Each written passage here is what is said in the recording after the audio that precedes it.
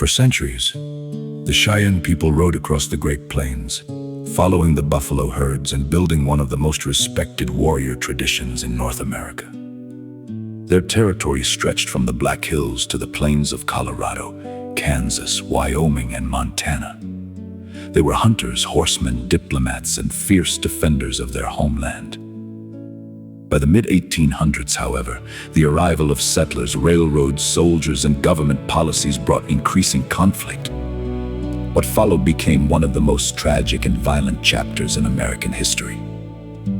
The Cheyenne fought in many battles, but several stand out for their scale, bloodshed, and lasting impact on the Cheyenne Nation. These battles would shape the destiny of the tribe and forever alter life on the Great Plains. This is the story of the deadliest battles in the history of the Cheyenne.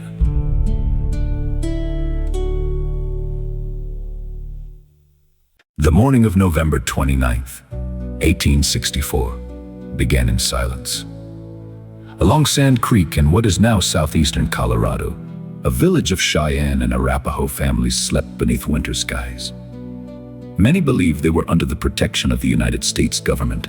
Their chiefs had attempted peace. American flags flew above several lodges.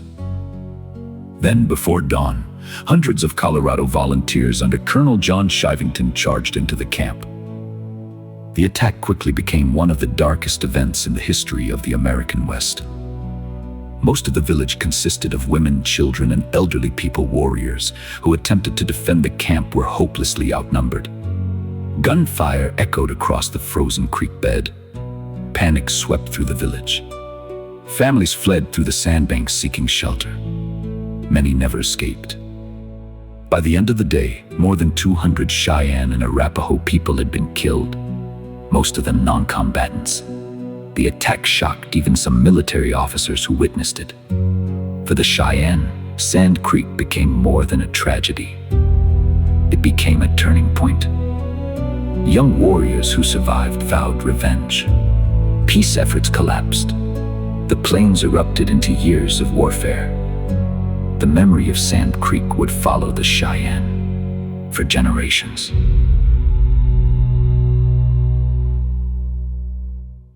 One year later, war spread across the northern plains. American military leaders launched the Powder River Expedition, intending to punish Cheyenne, Lakota, and Arapaho bands resisting increasing settlement along western trails. On August 29, 1865, troops under General Patrick Connor located an Indian village along the Tongue River in present-day Wyoming. Before sunrise, soldiers and scouts attacked. The village was caught largely by surprise. Warriors fought desperately to protect their families while women and children fled into the surrounding country. The battle was fierce but brief. The village was destroyed, lodges burned, and supplies captured or ruined. Casualties included dozens of native people, with women and children among the dead and captured. Yet the campaign failed to break native resistance. Within days, Arapaho and Cheyenne warriors were striking back against military forces and wagon trains. The fighting demonstrated a lesson the army would learn repeatedly.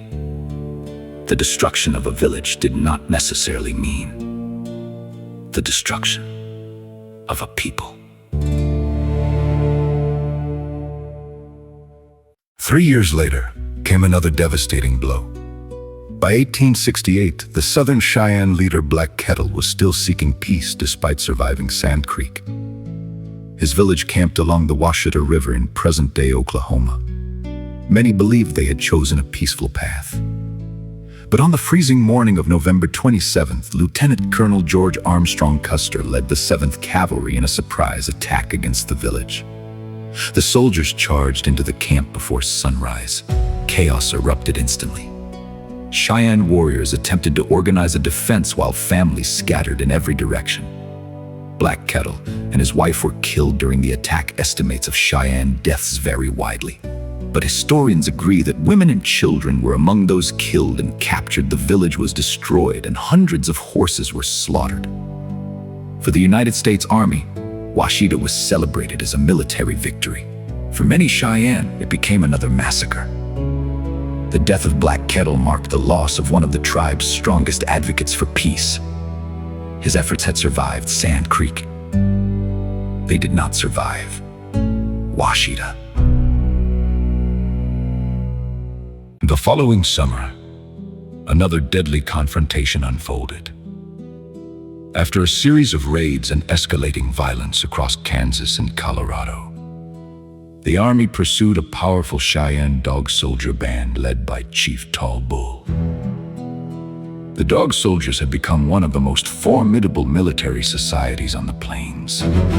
They were feared by settlers and respected by allies and enemies alike. On July 11th, 1869, Colonel Eugene Carr and his troops located Tall Bull's village at Summit Springs in northeastern Colorado. The attack came swiftly. Soldiers and Pawnee Scouts charged into the camp. A fierce fight followed. Tall Bull himself was killed during the battle. Dozens of Cheyenne died, while survivors fled across the plains. The defeat shattered much of the Dog Soldier resistance in the Central Plains. One of the most powerful Cheyenne military organizations had effectively been broken. The old way of life was becoming increasingly difficult to maintain. By 1876, many Northern Cheyenne bands had joined Lakota allies in resisting government demands that they enter reservations. The result was the Great Sioux War. One of the first major clashes occurred on June 17th near Rosebud Creek in Montana Territory. Thousands of native warriors, including many Northern Cheyenne fighters, confronted General George Crook's army. The battle lasted most of the day. Mounted warriors launched repeated attacks. Crook's troops fought hard but failed to continue their planned advance. The battle ended without a clear tactical victor, but strategically it was a major success for the Cheyenne and their allies. Crook withdrew. His army would not join other military columns pursuing native forces. That decision would have enormous consequences only days later.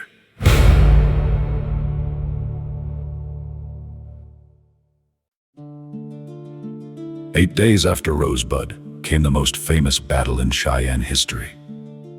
Along the Little Bighorn River stood one of the largest native encampments ever assembled on the northern plains. Lakota, Northern Cheyenne, and Arapaho families gathered in a vast village stretching along the riverbanks.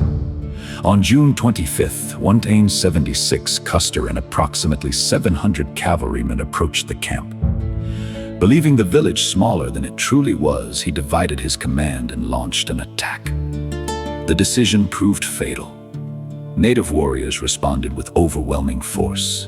Among them were many distinguished Cheyenne fighters whose names became legendary in tribal history. The battle raged across ridges, ravines, and open hillsides. One cavalry detachment was annihilated. Custer and every man directly under his command were killed.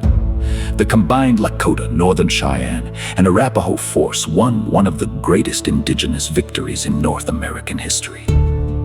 Yet the victory carried a hidden cost. The United States responded with overwhelming military force. The triumph at Little Bighorn would become the beginning of the end for free roaming Cheyenne life on the northern plains.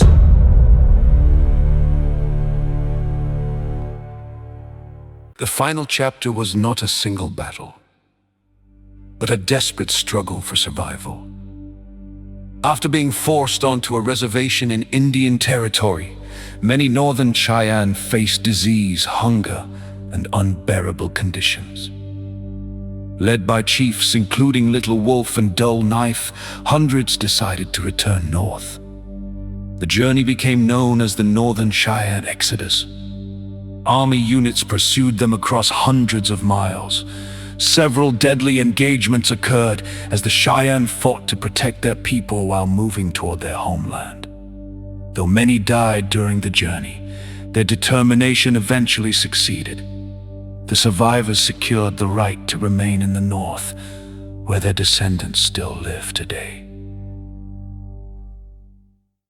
The deadliest battles in Cheyenne history tell a story of courage, tragedy, resilience, and survival. From the horrors of Sand Creek and Washita to the triumph at Little Bighorn, the Cheyenne faced overwhelming challenges during the 19th century. Entire villages were destroyed. Beloved leaders were lost. Ancient traditions came under relentless pressure, yet the Cheyenne Nation endured. Today, the descendants of those warriors, families, chiefs, and survivors continue to preserve their language, culture, and history.